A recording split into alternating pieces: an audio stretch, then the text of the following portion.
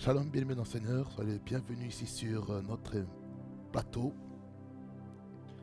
dans lequel nous communiquons la parole de Dieu dans la liberté et dans tout ce que Dieu veut pour nous.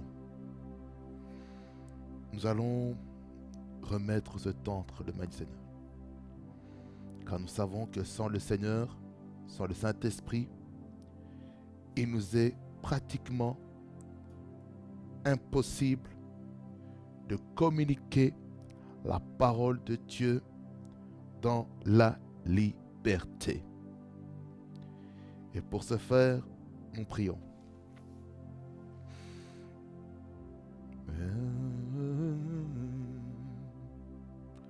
When the glory comes, there'll be no words to say. Oh, Shate kadabros tegemada sadakababa. Masone kanambras tegemama sada. Père Dieu de grâce, je te remercie, je te loue, toi le guide parfait. C'est toi le guide parfait, c'est toi, Seigneur, le bouclier.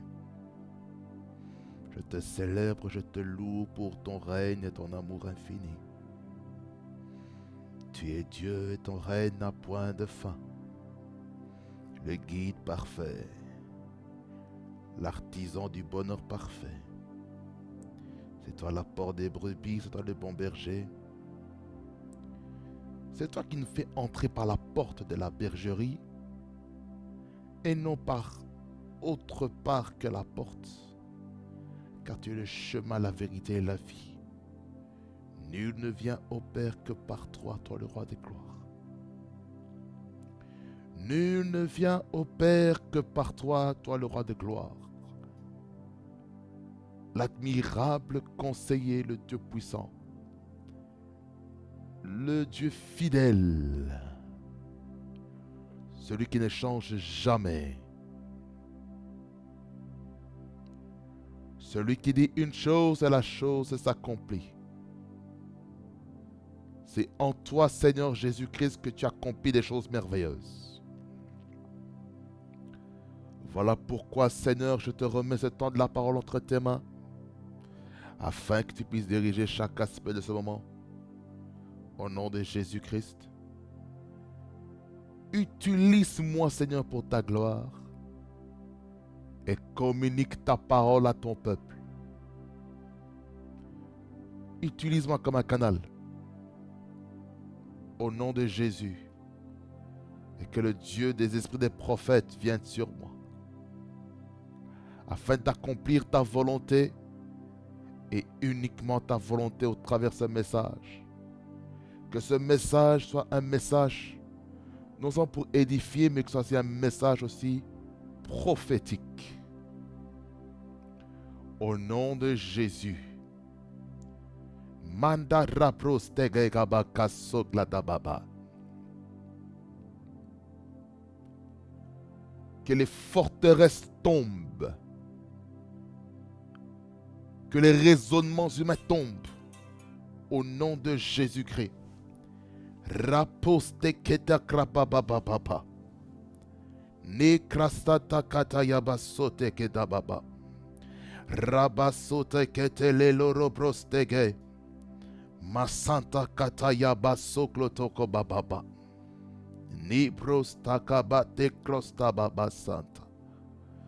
Mino rabra santa kata. Senta mantan kata baba. Masanta kaba papa. Masanta kata basota kabasote. Enara masanta kana mande anama inabate. Yendelele bro santa masanta kadararabra. Yendelele bro manamane manamana. Senekete yenero bro sono mama mama. Yendelele bro senelele bro setekete bro sa. Seigneur sois loué, Seigneur sois béni. Toi le roi des rois, le Seigneur des seigneurs. Au nom de Jésus. Amen. Sankrasa brasta glos to Lord. Bien-aimés dans le Seigneur, j'aimerais partager avec vous cette thématique. Mais avant ça, nous allons lire le passage 2 Corinthiens chapitre 5, le verset 16 à 20.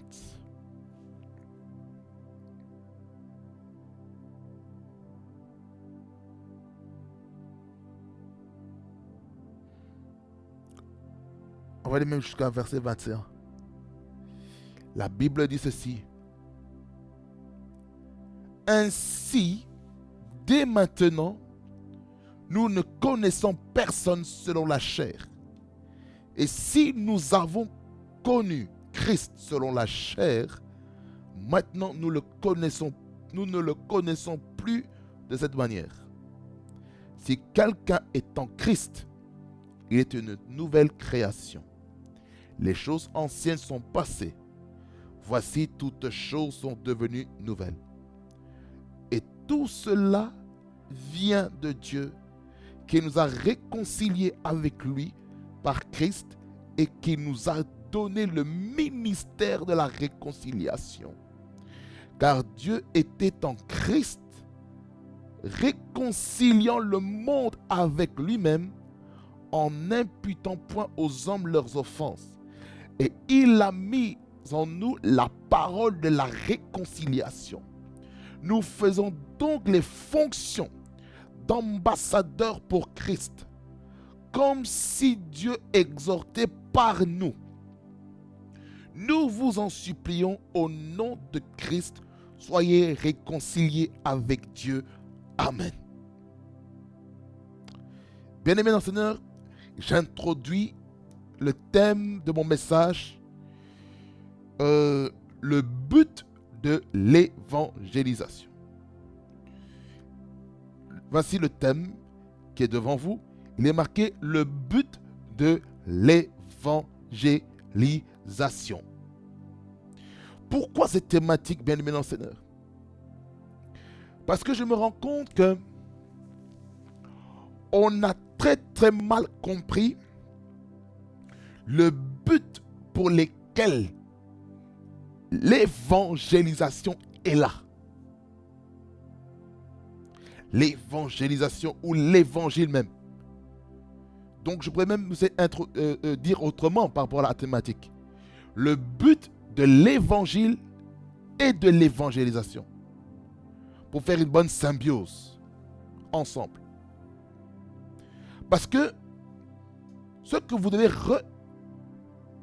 réfléchir et ce que vous devez réaliser, c'est que l'évangile est gratuit. L'évangile est gratuit, je prêche la parole comme il se doit. Ça traverse le ministère des réseaux sociaux. Que ce soit l'évangile dans la famille, donc on appelle ça les cellules de maison. L'évangile dans mon entourage, dans mon lieu de travail ou peu importe. L'évangile est gratuit, mes bien-aimés. Ça c'est la première vérité qu'il faut se dire. C'est gratuit. Quant à l'évangélisation n'est pas gratuite. Admettons que un prédicateur, un évangéliste organise une campagne d'évangélisation. Pour que la campagne d'évangélisation puisse se faire, nous avons besoin de partenaires financiers. Nous avons besoin, deuxièmement, des partenaires de prière et d'intercession pour que ce programme ait lieu et réussisse. Nous avons des besoins logistiques. Des besoins logistiques, ça a le sens où il faut louer les matos, les matériels qu'il faut, la scène, les lumières, les micros, les instruments de musique. les amplificateurs, tout ce qu'il faut, table de mixage. On a besoin de la connexion Wi-Fi pour le diffuser dans le monde entier. Pour ceux qui aimeraient voir ça à distance, on a besoin de toutes ces choses. On a besoin des ouvriers. On a besoin du protocole. On a besoin de la sécurité. On a besoin du service médical dans la campagne. On ne sait jamais si quelqu'un fait un malaise dans la campagne. Il faut un service médical. On a besoin de s'assurer qu'on a la sécurité en place. Ça, ce n'est pas gratuit. Ça veut dire par là qu'il faut encore demander des autorisations par-ci par-là devant l'État pour que ce programme ait lieu. Il faut aussi qu'il y ait une responsabilité civile qui est mise en exergue. Au travers de quoi? Le contrat d'assurance.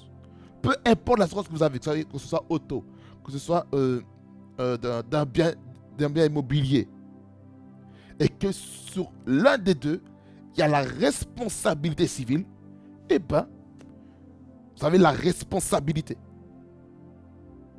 Par exemple, pour une église locale, c'est le pasteur principal qui est le responsable civil et juridique de tout ce qui va se passer durant l'événement, que ce soit un culte à l'église, que ce soit les campagnes d'évangélisation, que ce soit pour les retraites, que ce soit pour les conventions nationaux, conventions régionaux, conventions internationales, conventions mondiales, l'Assemblée générale. La responsabilité civile se repose sur le leader. Voyez-vous? L'évangélisation, il y a des choses qu'on ne vous dit pas. Il y a des jeûnes et des prières qui se font en amont. Dieu parle à ses serviteurs, à ses servantes, par rapport à des campagnes d'évangélisation. Dieu peut nous dire, voilà, il y a ça qui va arriver. Et pour cela, ça demande des temps de préparation dans la prière. L'évangélisation. C'est ça l'évangélisation.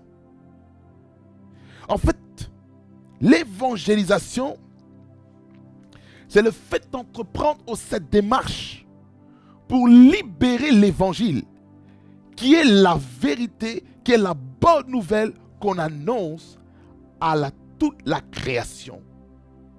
Parlant de l'amour de Jésus, parlant du sacrifice de Jésus-Christ, du prix qu'il a payé, et quels sont les bénéfices de cet évangile, de cette œuvre salvatrice que Jésus-Christ nous donne pour que nous puissions avancer de gloire en gloire et de victoire en victoire.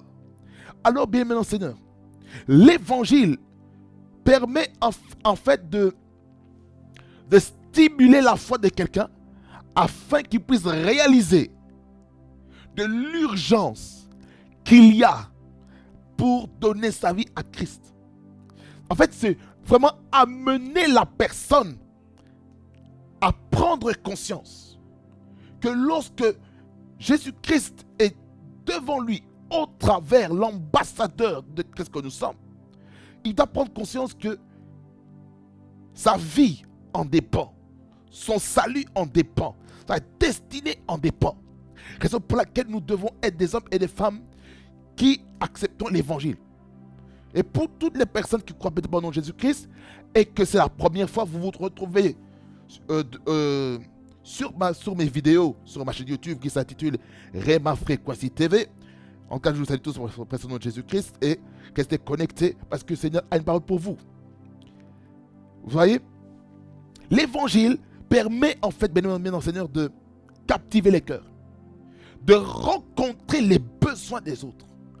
Et dans l'évangile, maintenant, il faut qu'on soit armé spirituellement. On doit s'équiper.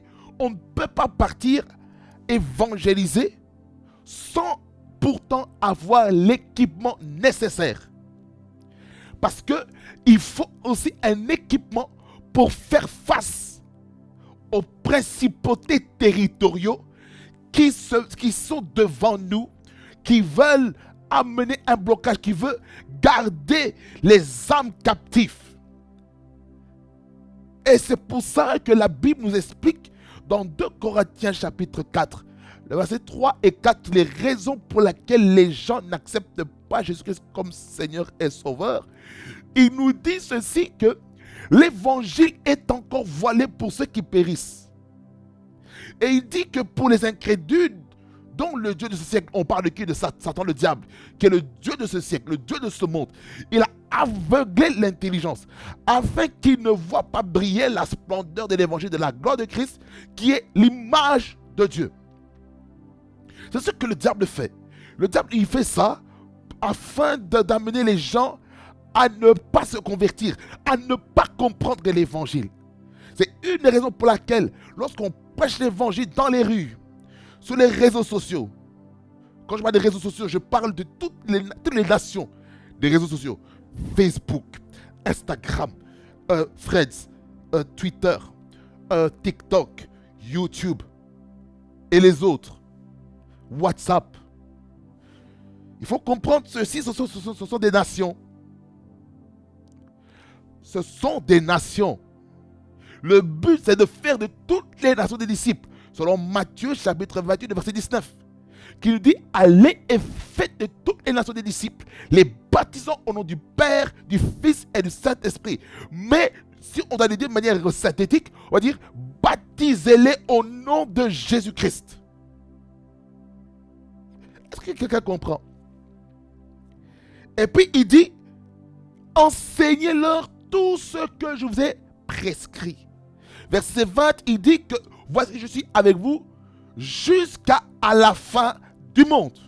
Ce qui signifie que lorsque on prêche l'évangile, on ne prêche pas l'évangile en son propre nom, même si peut-être sur la thumbnail ou sur la vignette, peut-être sur les vidéos, vous voyez, par exemple, mon image, ma photo.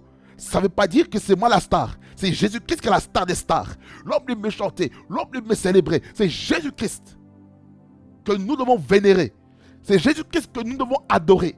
C'est devant Jésus-Christ que nous devons nous prosterner, se mettre à genoux, s'allonger par terre pour Jésus. Rasogenaya. C'est ce que nous devons comprendre, bien-aimés dans le Seigneur. L'Église doit comprendre que lorsque l'on évangélise la parole aux autres, c'est pour pousser aux autres d'être des adorateurs de Jésus-Christ. Car la Bible dit dans Jean 4, versets 23 et 24, que l'heure vient, elle est déjà venue, où les vrais adorateurs adoreront le Père en esprit et en vérité. Car ce sont là les vrais adorateurs que le Père recherche ou le Père demande. Car Dieu est esprit, verset 24. Car Dieu est esprit et il faut que ceux qui l'adorent en esprit et en vérité. C'est-à-dire par là, lorsqu'on adore le Seigneur, on adore pour ce qu'il est. Quelle est la révélation que tu as de Jésus-Christ, bien-aimé Seigneur? Quelle est la révélation que Dieu a de toi? Concernant ta vie, quelle est la révélation? Qu'est-ce que Dieu te dit? La révélation. Quel est le réma que Dieu te donne? Je ne parle pas du logos, parce que la parole, dans son étymologie des Strong bibliques, il parle de logos, qui est la parole écrite. Mais il y a une dimension de la parole qui est encore plus élevée, c'est le réma. C'est cette chose-là qui te parle personnellement. Parce que le logos, c'est un langage général, dans lequel tout le monde peut comprendre. Mais il arrive dans le message général, il y a ton réma là pour toi. Peut-être ton réma se trouve à l'introduction. Peut-être ton réma se trouve au niveau des vérités par rapport à la thématique qui est prêchée. Peut-être ton réma se trouve au niveau du développement. Peut-être ton réma se trouve au niveau de la conclusion. Peut-être ton réma c'est dans les exemples. C'est pourquoi, lorsqu'on écoute la parole de Dieu, bien-aimé dans le Seigneur, nous devons être concentrés. Et lorsqu'on est concentré dans la parole de Dieu, j'aimerais vous dire que le réma de Dieu va sortir pour vous. Je sens l'onction de Dieu, my God. Lorsque le réma de Dieu sort, alors la puissance de l'évangélisation, la puissance de l'évangile sera vraiment extrémissime. Et personne ne pourra rester le même. Je sens l'onction. Écoutez-moi. Lorsque l'évangile est accompagné des signes et des prodiges et des miracles, la foi va se manifester pour les autres. Écoutez-moi bien. Le but des signes, des prodiges, des miracles, des guérisons et des dons de foi, c'est pour que ceux qui ne croient pas au nom de Jésus-Christ soient gagnés. C'est à ça que sert le don de puissance dans le ministère. Ça sert à susciter la foi de quelqu'un. Quelqu'un qui est malade, qui voit une personne qui était malade, qui guérit. Et à Patoko, en entendant cela, Dieu est en train de guérir la personne. À cause de quoi? La foi. La foi. Vous savez, il y a des choses, il y a des miracles, il y a des vrais miracles, des vrais prodiges que Dieu opère parce qu'il veut enseigner quelqu'un la foi. C'est ça le but, bien le Seigneur, du don.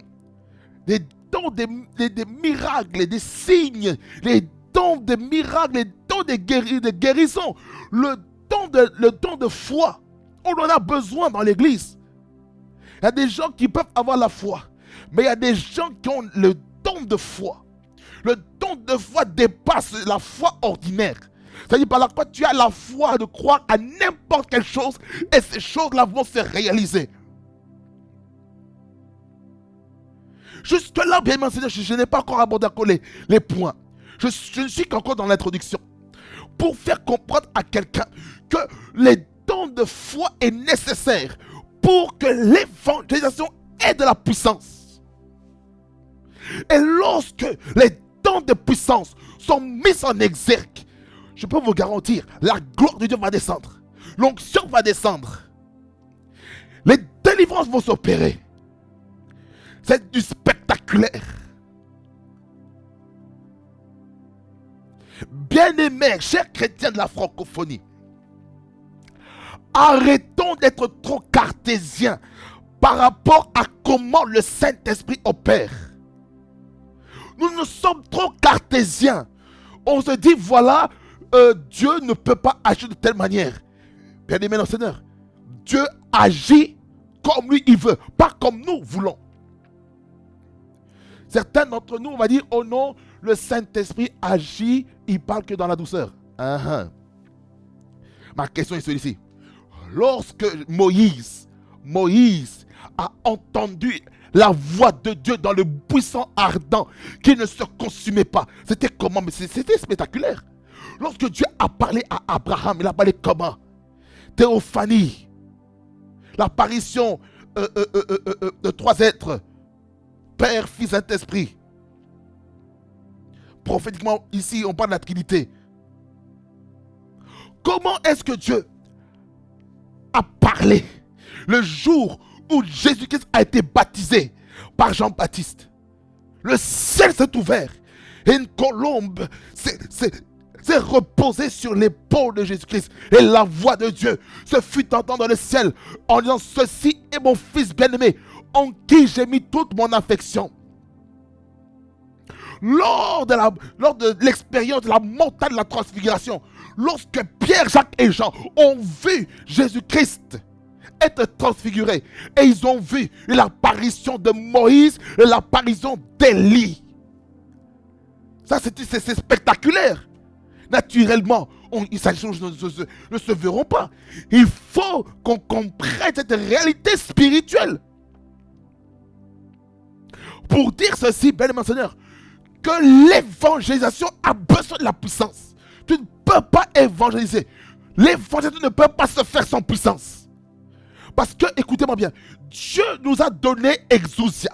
Dieu nous a donné dunamis. Exousia veut dire autorité. Et dunamis veut dire la puissance, le pouvoir. Rako Sakaba. Lorsque nous avons la puissance, Nous avons le pouvoir de chasser les démons. Car la Bible déclare dans le livre de Marc qui est un livre d'action. C'est un livre d'action qui dit en mon nom ils chasseront les démons.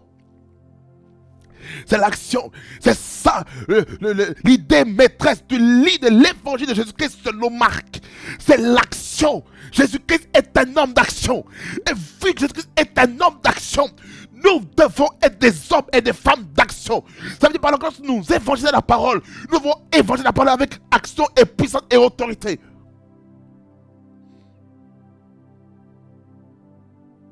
Lorsqu'on évangélise la parole, il faut avoir la révélation qui est Jésus-Christ. Lorsque nous prêchons l'évangile, nous devons savoir défendre la doctrine. Nous devons savoir défendre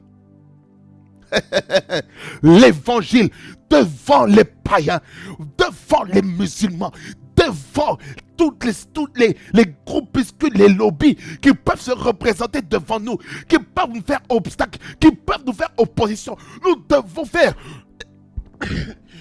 faire l'apologétique. Nous devons faire l'apologétique. Il faut qu'il y ait des apologètes de l'évangile qui vont défendre devant les autres. Jésus-Christ, l'apôtre Paul était un apologète. Il a défendu la foi. Il a défendu les saintes écritures. Il a défendu la doctrine paulinienne. Et la doctrine christique. La doctrine de Christ.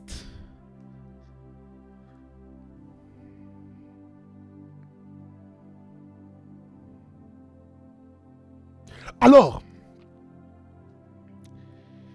lorsqu'on parle de la puissance de l'évangile, la puissance de l'évangélisation, le but final c'est de gagner les âmes.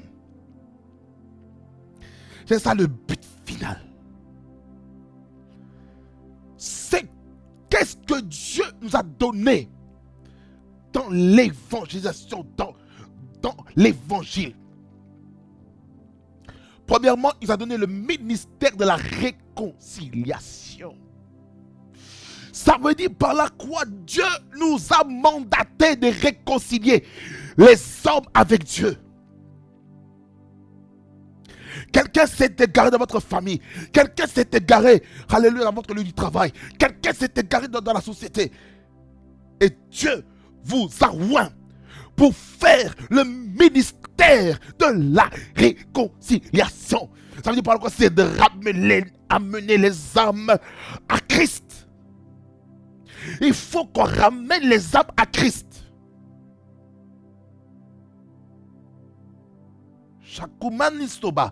Il faut ramener les âmes à Christ. Il faut ramener les âmes à Christ. C'est dans 2 Corinthiens 5, 18, il nous dit, et tout cela vient de Dieu qui nous a réconciliés avec lui par Christ. Donc la réconciliation se fait au nom de Jésus-Christ.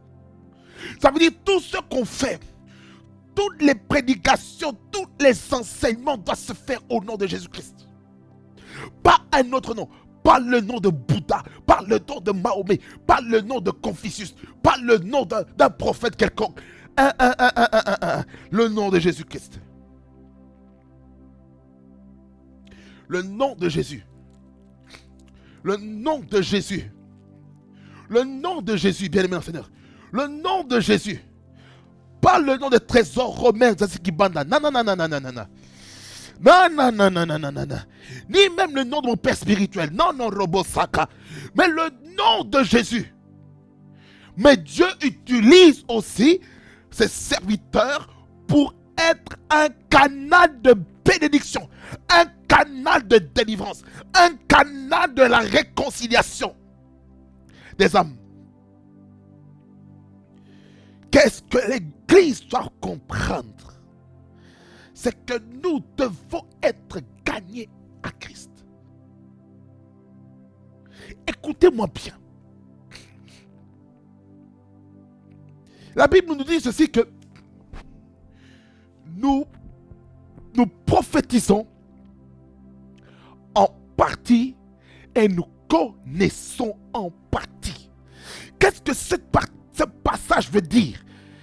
Ce passage veut dire ceci, bien-aimé Seigneur, que nous ne connaissons pas tout dans la parole. Chacun doit savoir sa mission. Même parmi les prédicateurs que nous sommes, dans les différentes plateformes, nous devons identifier notre message. Lorsqu'on identifie son message, j'aimerais vous dire ceci.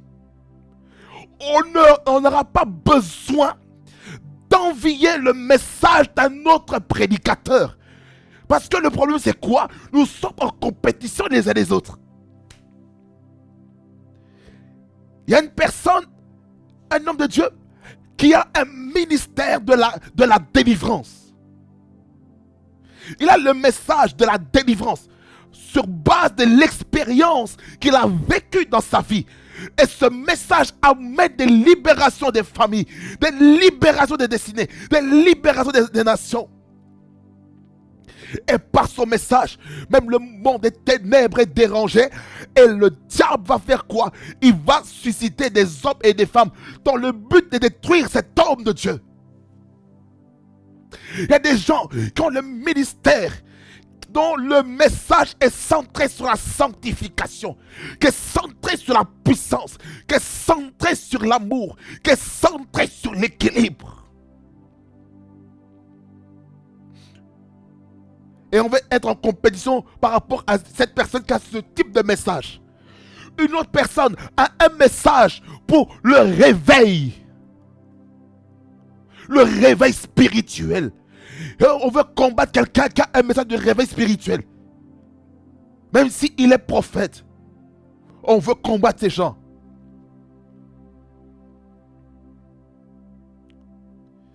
Quelqu'un a un message dans lequel Dieu l'a fait de lui spécialiste dans le disciple-là. Et on veut combattre quelqu'un qui prêche les disciples-là. Église, chrétien, nous devons grandir.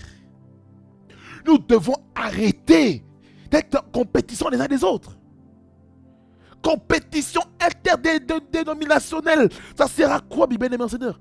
Ça ne sert à rien.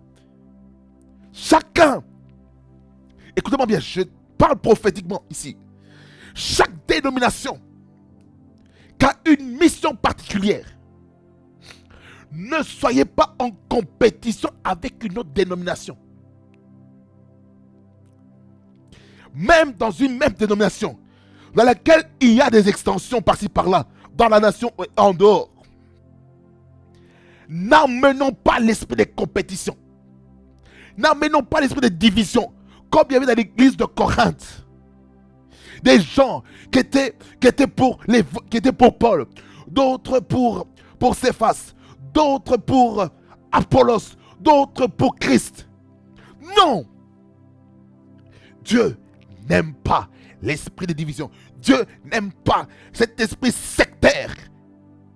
Cet esprit où il y a des ségrégations dans l'église. Ségrégation nationale, ségrégation raciale. Dieu n'est pas quelqu'un qui aime des ségrégations raciales, mais il est un Dieu de réconciliation des nations, réconciliation des races, réconciliation des langues, réconciliation d'éducation, réconciliation d'intelligence, des compétences que Dieu a mises en chacun et chacune pour que l'évangélisation aille de l'avant. Le ministère de la réconciliation. Et ce ministère de la réconciliation va de pair avec la parole de la réconciliation qui est l'évangile. Qui est écrit au verset 19. Il dit, car Dieu étant en Christ. Ça dit par là quoi? Christ, c'est son nom divin. Jésus, son nom humain. Jésus a la même racine que Josué. Ça, c'est une exégèse pour comprendre. Et tout ça vient de Dieu. Non, verset 19. Car Dieu était en Christ, réconciliant le monde avec lui-même. Ça veut dire que quand Jésus-Christ est venu sur la terre, il est venu faire quoi? Il est venu amener la parole de la réconciliation avec l'humanité entière. Mais il a commencé par où? Par Israël, Jérusalem. Et ensuite Nazareth, Bethléem, la Judée, la Samarie.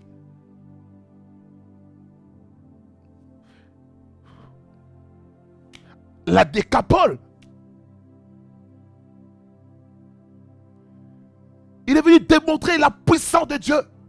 Dans son humanité, il a pu prouver qu'on peut être 100% homme et marcher dans la sainteté, la sanctification, la pureté et ne pas tomber.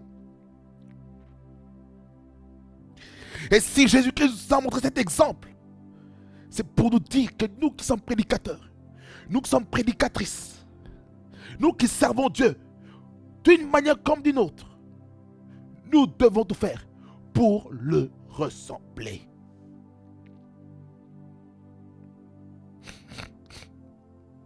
Jésus-Christ, il est venu faire quoi encore? Dans ce verset 10, ça veut dire en n'imputant point aux hommes leurs offenses. Ça veut dire par là quoi? Oh God! Le but de la parole de la réconciliation, c'est de ne pas condamner quelqu'un qui a péché. C'est de ne pas condamner quelqu'un qui est tombé dans le péché, dans l'impudicité, dans la débauche, dans l'adultère. Est-ce que quelqu'un me comprend ce que je suis en train de dire ici?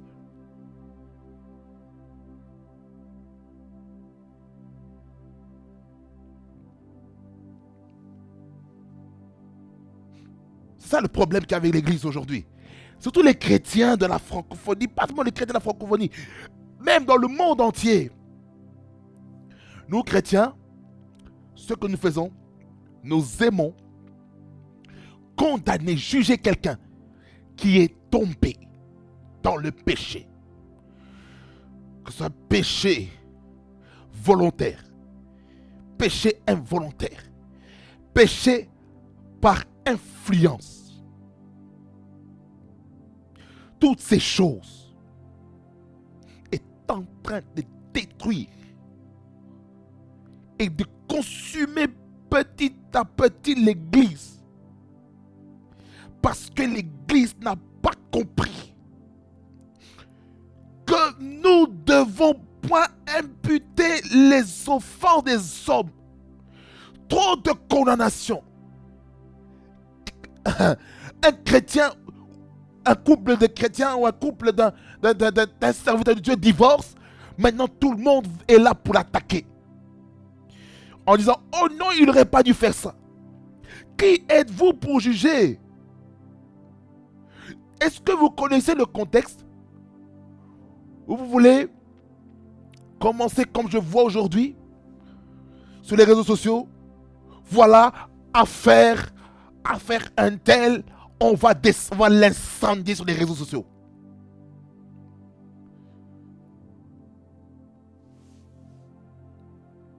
C'est grave. Comment l'église est arrivée à ce point où nous sommes prêts à utiliser nos plateformes pour détruire la réputation de quelqu'un. Il faut qu'on se pose des bonnes questions. Comment sommes-nous arrivés à ce point? Excusez-moi. Comment sommes-nous arrivés à ce point? Nous sommes arrivés à ce point-là parce que les fidèles des églises ont plus regardé les hommes de Dieu, les prédicateurs, les bergers, les conducteurs des églises, les conducteurs spirituels, plutôt plus que Jésus-Christ. On regarde trop les hommes. On regarde trop les imperfections des hommes. On regarde trop. Voilà, oh non, ce n'est qu'un humain. Oh non, ceci, oh non, cela. Oh non, on est déçu parce que tel serviteur de Dieu, tel servant de Dieu a une mauvaise réputation. Voici ceci, voici cela. Bien, on n'a plus le temps avec ça. On n'a plus le temps. Je sais qu'il y a des victimes aussi. Il y a des victimes. Pourquoi? Je vais vous dire pourquoi il y a des victimes. Il y a des victimes parce que ces personnes, je ne dis pas ça comme un sujet de condamnation. Ces victimes-là se retrouvent dans ces positions parce que ils ont plus regardé à l'homme de Dieu plutôt qu'à Jésus. Qu'est-ce que l'apôtre Paul nous dit? Il nous dit: soyez mes imitateurs comme moi je le suis de Christ. Chers membres des églises, écoutez-moi très bien. Si c'était un message prophétique pour toute l'église dans le monde entier. Excusez-moi.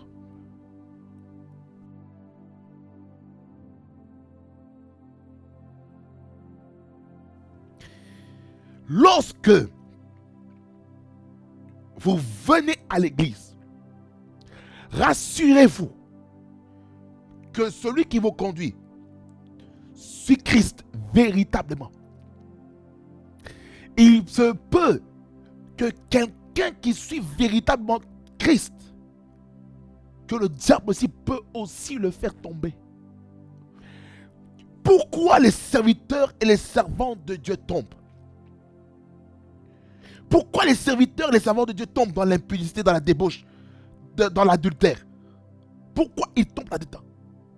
Je vais vous dire très clairement, c'est parce que l'église, les fidèles des églises, ont démissionné de leur ministère d'intercession pour leur pasteur principal.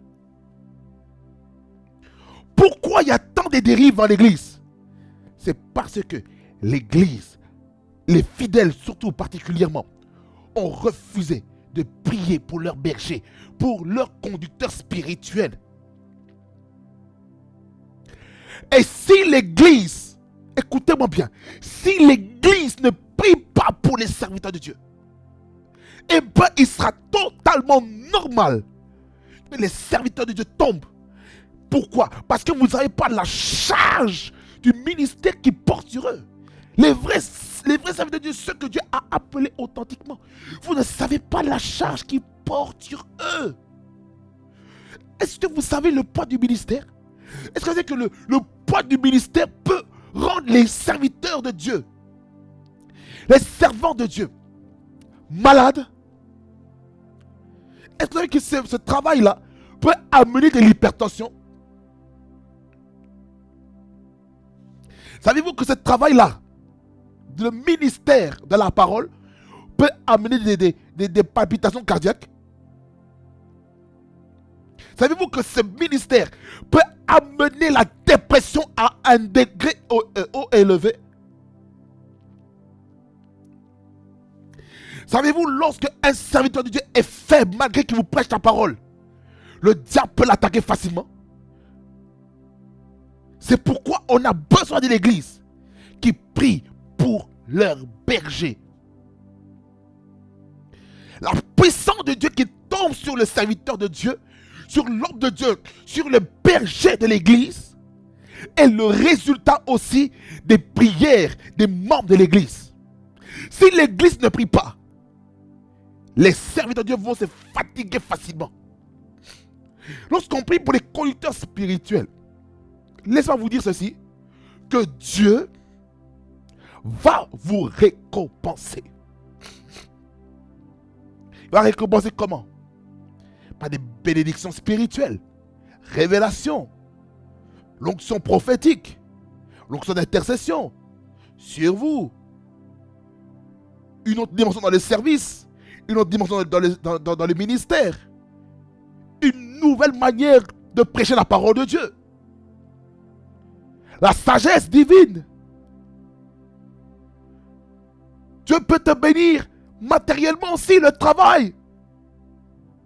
Une nouvelle voiture, quelqu'un t'appelle, dit voilà, j'ai à cœur de semer une voiture pour toi. Pourquoi? Parce que le fidèle a prié pour son berger. Et Dieu commence à toucher les cœurs des autres qui sont peut-être pas de l'église ou qui sont peut-être de l'église pour faire une action de grâce pour le serviteur de Dieu. Certaines personnes, à cause des dérives, ils vont dire que le pasteur principal s'enregistre sur les dos des gens. Ce n'est pas le cas. Bien aimé Seigneur, l'ouvrier mérite son salaire, dit la Bible, n'est-ce pas? Alors, pourquoi j'atterris ici sur les serviteurs? Parce que il y a pas mal de dérives. Mais je sais que lorsqu'on craint Dieu, on va se battre pour que ces choses n'arrivent pas. Ce qui signifie que l'Église doit être vigilant. Chaque membre des églises, dans chaque dénomination toute confondue, vous avez la responsabilité de prier pour vos conducteurs spirituels. Vous avez même le devoir de prier pour vos conducteurs, pour vos pasteurs, prophètes, apôtres, évangélistes, docteurs, évêques. Vous devez prier pour eux. Afin qu'ils demeurent fidèles dans les prérequis, dans les critères que le Seigneur a donnés dans sa parole pour que les serviteurs de Dieu soient là où est-ce que Dieu nous veut. Quelqu'un dit Amen. Quelqu'un dit Amen. Excusez-moi.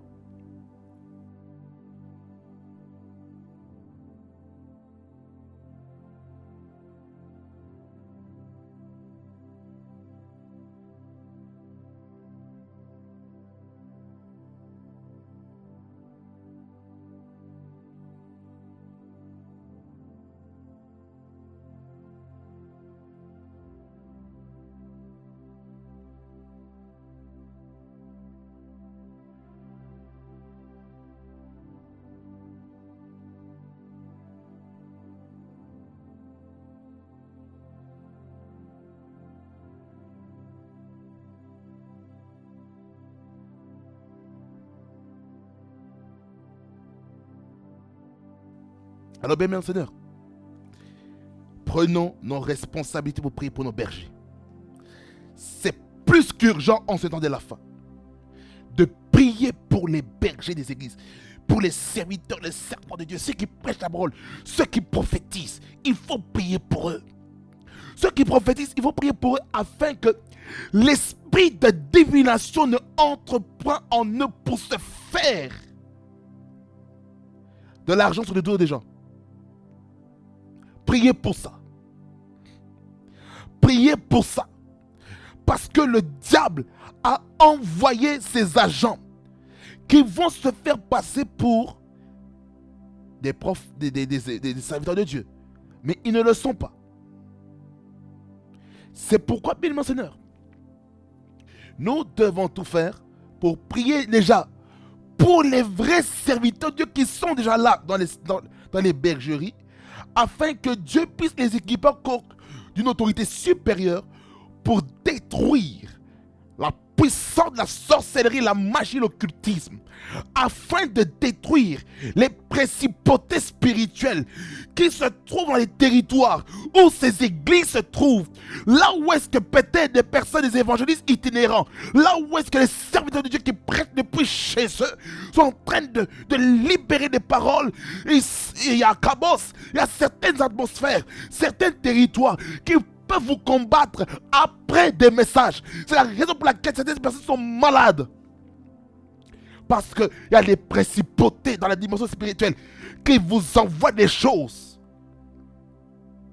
C'est la raison pour laquelle nous devons être crédibles spirituellement. afin de ne pas être comme les 7 fils de Sceva, dans laquelle ils ont voulu chasser le démon au nom de Jésus-Christ, que l'apôtre Paul prêche. Quand les démons qui étaient dans la vie de cette personne qui était possédée, il a dit que Jésus-Christ, je connais pas, je sais, mais vous, qui êtes-vous? Après, le démon a saisi deux de ces sept fils de Sceva, et ils sont sortis comment? Nus, sans vêtements. Pourquoi? Parce que tu n'as pas été crédible spirituellement. Riposakata Santa Kabayaskat. Likata Mayoso Tegemaya. Nemros Tegemanto Gledegakas Kabayis Tege. Le Akaboso Teglegaye. Je suis toujours dans la parole de la réconciliation. Je sens mon esprit agité lorsque je parle de la parole de la réconciliation. Aujourd'hui, nous avons beaucoup la parole de la destruction. On a beaucoup la parole de la dénonciation plutôt que la parole de la réconciliation. Et c'est comme ça qu'il y a des directs par-ci par-là. TikTok, Instagram, Facebook, YouTube, pour parler du mal des serviteurs de Dieu. Ceux qui parlent mal des serviteurs de Dieu, répentez-vous avant qu'un jugement de Dieu tombe sur vous. Répentez-vous de peur qu'un jugement divin vienne sur vous.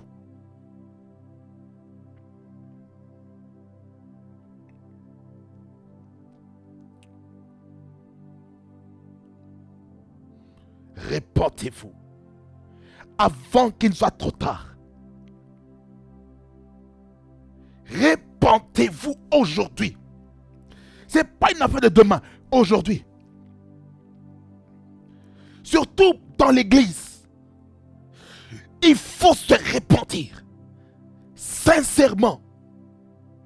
De peur que le jugement de Dieu vienne sur certaines personnes.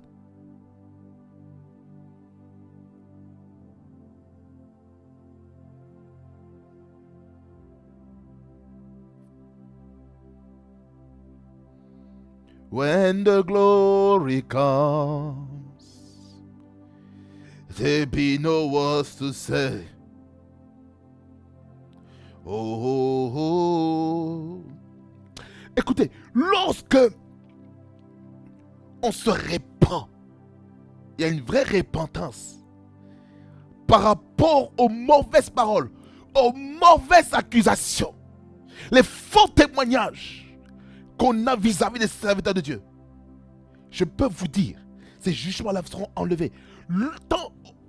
Lorsque vous vous repentez totalement, véritablement, et que vous allez voir c'est la personne avec qui vous avez peut-être mal parlé, afin que vous ayez vivre longtemps. Est-ce que quelqu'un me comprend? C'est important. La réconciliation ne sert pas pour la dénonciation. Écrivez ça quelque part. La parole de la réconciliation n'est pas la parole de la dénonciation. La parole de la réconciliation n'est pas un message de la condamnation. La parole de la réconciliation n'est pas un message de jugement. La parole de la réconciliation, c'est un message d'amour. C'est un message d'espérance. C'est un message de foi. Parce que 3 choses demeurent. La foi, l'espérance et l'amour. Mais la plus grande de ces choses, c'est l'amour. Ça c'est dans 1 Corinthiens chapitre 13. Et c'est le dernier verset de ce chapitre. Le contexte de ce chapitre 13, on nous parle de ce que c'est l'amour et qu'est-ce que l'amour ne n'est pas. Alors, soyons des chrétiens qui amenons la parole de guérison. Les âmes ont besoin d'être guéries. Les âmes n'ont pas besoin d'être meurtries à nouveau. Les âmes ont besoin d'une parole qui va les booster de l'avant. Il y a des personnes qui souffrent émotionnellement. Il y a des gens qui ont des traumatismes émotionnels, qui ont des traumatismes mentaux, psychologiques, psychosomatiques, des traumatismes spirituels. Ils ont besoin d'une parole qui va les guérir, une parole qui va les restaurer. Alors, pourquoi nous chrétiens, nous sommes là pour condamner les gens? Ça sert à quoi? Écoutez, écoutez-moi bien. Écoutez-moi bien. Rema Frequency TV et PSF Network, la chaîne anglophone, ne sont pas des chaînes YouTube pour dénoncer les serviteurs de Dieu. Il y en a trop. Des chaînes, des plateformes de dénonciation. Dénoncer. Oh non, pratique ceci, pratique cela. Oh non, on extorque les fonds par-ci par-là. Patati patata. Même si ce sont des réalités. Mais présentez au moins les bienfaits d'une église, au lieu de présenter les méfaits d'une église. L'église doit changer. Les chrétiens doivent changer. Ils doivent changer de mentalité. Ils doivent changer leur raisonnement vis-à-vis de l'évangile, vis-à-vis de l'église. Car l'église, c'est l'épouse de Christ. On ne touche pas l'épouse de Christ n'importe comment. Parce que vous aurez des problèmes avec Jésus, Christ de Nazareth. Ne parlez pas mal de l'église. Si vous ne voulez pas avoir de problèmes dans votre vie, y compris dans votre famille et dans les générations qui vont venir après vous encore, faites attention. Faites attention. Faites attention. Faites attention. Ne touchez pas à l'église. Je parle aux chrétiens du monde entier. Ne touchez pas à l'église. Ne touchez pas au roi de Dieu. Vous êtes aussi, quand on parle de roi de Dieu, dans le contexte de la Bible, on parlait d'Israël. Étant donné que nous sommes de la descendance d'Abraham par Jésus-Christ, j'aimerais vous dire que nous aussi, nous sommes loin. Ne touchez pas un roi de Dieu. Ne touchez pas un roi de Dieu. Que ce soit un pasteur, un dirigeant d'église, ne touchez pas, s'il vous plaît. Un vrai pasteur, ne touchez pas. Écoutez-moi bien. Dans la vie de chaque serviteur de Dieu, il y a toujours des périodes où le prédicateur lui-même va faire des erreurs. Dans sa jeunesse, dans les débuts du ministère, il y aura toujours des erreurs. Lorsqu'on produit, par exemple, quelque chose, un appareil téléphonique ou une tablette, il y a toujours des marges d'erreur humaines. Alors, qui sommes-nous, Église, pour condamner les serviteurs de Dieu, les pasteurs, les prophètes, les apôtres, les évangélistes, les docteurs, les évêques? Qui sommes-nous? Qui sommes-nous pour dénoncer aussi les chantres chrétiens? Qui sommes-nous pour critiquer un intercesseur, pour critiquer quelqu'un qui a une responsabilité dans l'église? Qui sommes-nous? Nous ne sommes rien. C'est pourquoi je dis ceci, que l'église doit faire très très très attention. Très très très très très attention. Très très très très très attention. Très très très très très attention. Rapport quota. Écoutez, il y a le feu sur moi. Écoutez-moi. L'église doit faire attention. Si l'église ne fait pas attention, il y a des choses bizarres qui vont se faire dans les maisons des gens. C'est pourquoi il faut se repentir maintenant.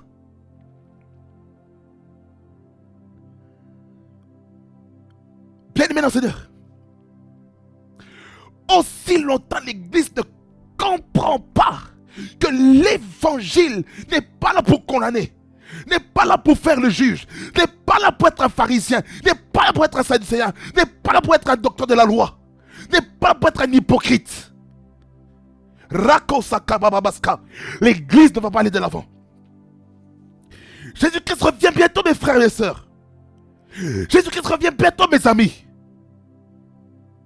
Ne soyons pas distraits par tout ce qui s'est passé sur le net. Parce que l'internet, écoutez-moi bien, est devenu la source de distraction que le diable amène pour détruire la foi de plusieurs.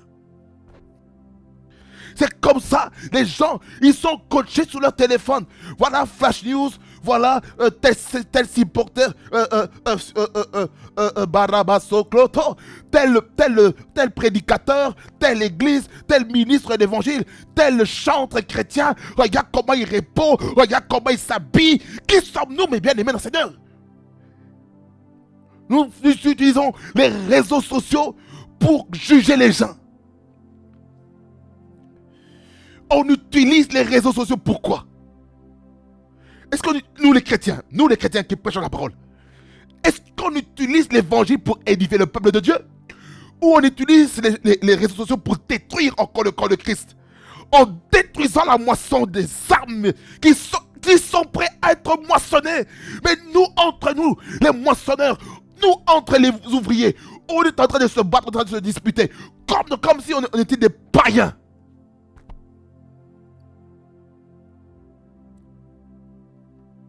Et c'est comme ça que vous voulez que les chrétiens viennent dans les églises. C'est comme ça que vous voulez que les âmes viennent dans les églises. Par notre sale attitude, notre sale comportement. Et c'est comme ça que l'église n'avancera pas. Parce que nous-mêmes, nous ne sommes pas modèles. Étant chrétiens, étant ambassadeurs, nous représentons mal Jésus.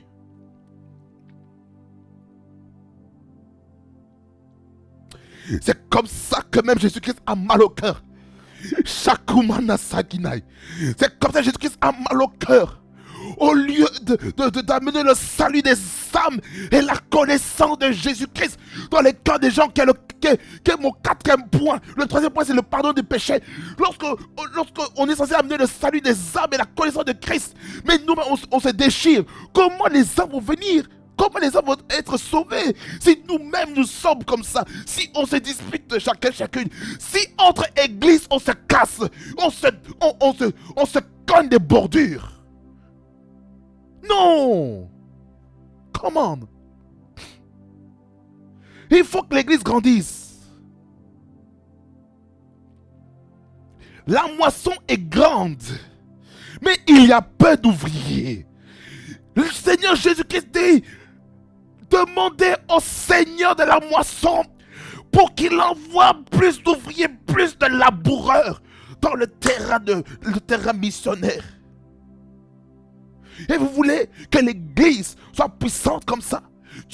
La Bible dit que Dieu ordonne que tu sois puissant. Mais pour que Dieu ordonne que tu sois puissant, nous-mêmes, nous devons nous comporter correctement devant ceux qui ne sont pas chrétiens, bon sang. Les chrétiens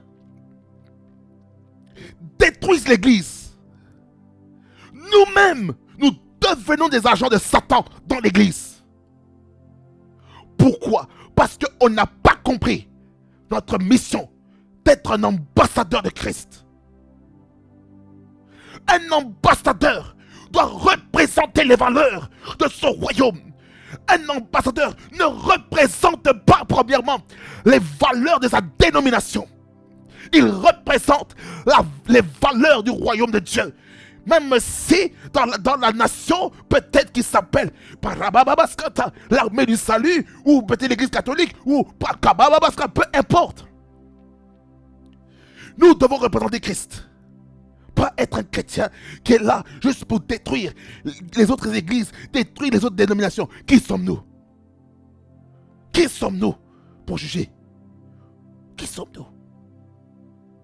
C'est comme ça que l'église a détruit le but de l'évangile. C'est comme ça que l'église a détruit le but de l'évangélisation. Et vous pensez que c'est comme ça que Dieu va bénir l'église? Par notre comportement, par notre manière de penser, notre manière de réfléchir. C'est ça? Je suis désolé. L'Église n'avancera jamais. Je parle à l'Église francophone particulièrement, qui sont des experts là-dedans, de tout temps jugés, condamnés. Il faut que l'Église francophone se réveille. Ceci est un message prophétique et apostolique en même temps. Il faut que l'Église comprenne ça. Que tant que notre comportement n'est pas réglé, tant qu'on n'a pas fait un travail sur nous-mêmes, le salut des âmes et la connaissance de Jésus-Christ sera compliqué. Et on se met nous-mêmes des bâtons dans les roues dans l'évangélisation et dans l'évangile. Nous-mêmes, les chrétiens. Et parfois le diable, il n'a même plus besoin de venir. Parce qu'il sait que dans telle église, dans telle assemblée, j'ai mes agents, j'ai des personnes qui ont un esprit faible. Je vais entrer en eux, je vais les utiliser pour détruire la vie de quelqu'un. Alors,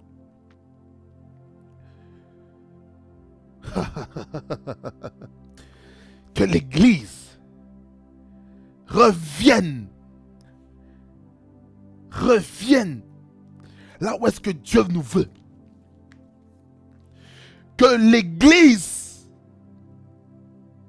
se répande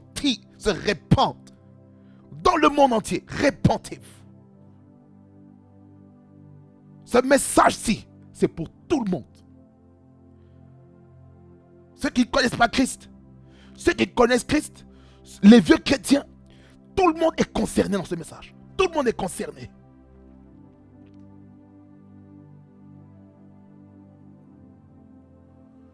Le but de l'évangile et de l'évangélisation, c'est de gagner les âmes à Christ.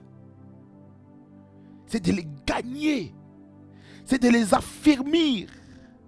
Comment les âmes seront affermies si nous-mêmes on se comporte mal dans l'église? Si dans l'église il y a de l'hypocrisie, si dans l'église il y a des mensonges, si dans l'église il y a de l'impudicité, si dans l'église il y a la débauche, si dans l'église il y a l'adultère, comment on va affermir ces âmes? C'est grave. L'heure est grave.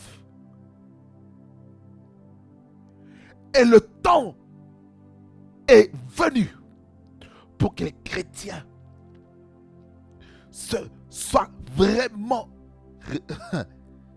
reviennent vraiment à l'essentiel. Alors, je vais m'arrêter ici pour le message. Parce que je sens une sainte colère monter dans mon esprit et dans mon cœur.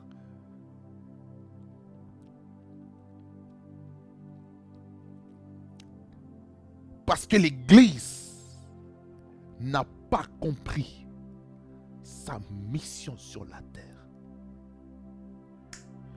L'Église n'a pas compris pourquoi elle a été instituée, instaurée par Christ au travers de l'œuvre de la Pentecôte dans l'Église primitive.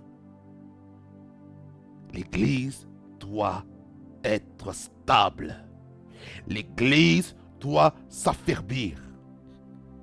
L'Église doit travailler sur soi-même pour qu'on puisse gagner les âmes.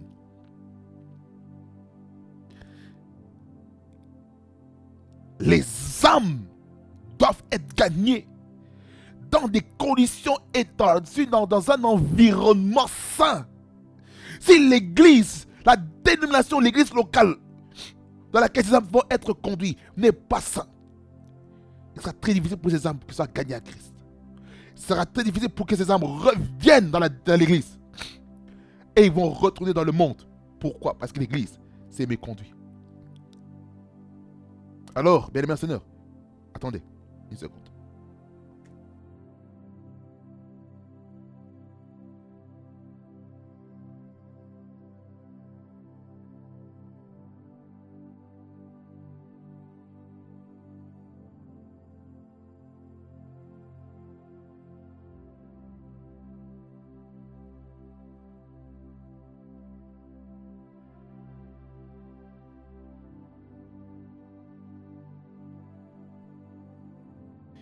Et bien aimé, Seigneur, travaillons sur nous-mêmes. Et je peux vous garantir que la croissance de l'Église viendra lorsque entre nous, on s'aime authentiquement. Soyons des chrétiens vrais et authentiques et vous verrez que les choses vont aller facilement. En conclusion, l'évangile n'est pas pour condamner, mais c'est pour ramener les âmes à Christ. Le but de l'évangélisation et de l'évangile, c'est d'amener les hommes et les femmes à comprendre les enjeux du salut et qu'ils puissent connaître Christ. Le but de l'évangélisation et de l'évangile, c'est que chaque enfant de Dieu doit être dans le ministère de la réconciliation et il doit posséder la parole de la réconciliation. Le résumé, c'est encore quoi? L'Église doit faire un travail sur soi-même, il doit se corriger, il doit changer ce système de pensée, il doit changer son comportement afin de ne pas être un obstacle pour le salut des âmes, pour l'affermissement des âmes et la connaissance de Christ dans la vie des âmes. C'est ça la conclusion. Que le Seigneur vous bénisse abondamment et qu'il fasse beaucoup de bien. Que ce message, je sais que ça a été dur pour certaines personnes, j'étais dur, mais il le fallait pour que l'Église aille de l'avant. J'ai été très dur dans les mots, mais il le faut. Il y a des moments où il ne faut pas tout le temps caresser les gens. Il faut dire les choses telles qu'elles sont. Le prophétique, c'est quelque chose qu'on ne peut pas blaguer. Quand vous voyez ce côté sévère, dur, sachez, ce n'est plus le frère Trésor, Zazik Banda, en tant que prédicateur, en tant que pasteur ou berger ou enseignant. Non, ça c'est le côté prophète qui parle. Le côté prophète est plus sévère que le côté pastoral. Alors, que ça vous fasse beaucoup du bien. Que ça vous bénisse. Seigneur, merci pour ce message qui a béni quelqu'un, qui a corrigé quelqu'un, qui a fait différentes administrations dans le cœur de ton peuple. Seigneur, tu vois, Seigneur, comment l'Église se trouve actuellement, particulièrement dans la francophonie, y compris peut-être dans le monde anglophone. Seigneur, tu vois comment l'Église est. Ma prière est celle-ci, Seigneur Jésus. Que tu aides l'Église à ne plus se chamailler, mais à être une Église qui est affermie. Une Église qui respecte le protocole céleste. Au nom puissant de Jésus, je prie que chacun puisse être un ambassadeur fidèle de Christ en faisant attention à sa marche afin que les nouvelles âmes que tu prévois dans les églises ne soient pas détruites et déçues à cause du comportement des membres de l'église, y compris des serviteurs de Dieu. Voilà pourquoi je prie que ta grâce soit manifeste au nom de Jésus. Seigneur, glorifie ton nom, glorifie Jésus. Au nom de Jésus-Christ, que j'ai ainsi prié. Amen. Bien-aimés, Seigneur, que Seigneur vous bénisse abondamment, fasse beaucoup du bien. Et nous restons ensemble en Jésus-Christ notre Seigneur. Réma Fréquence TV, le réseau de la gloire de Dieu. Soyez bénis au nom de Jésus-Christ notre Seigneur.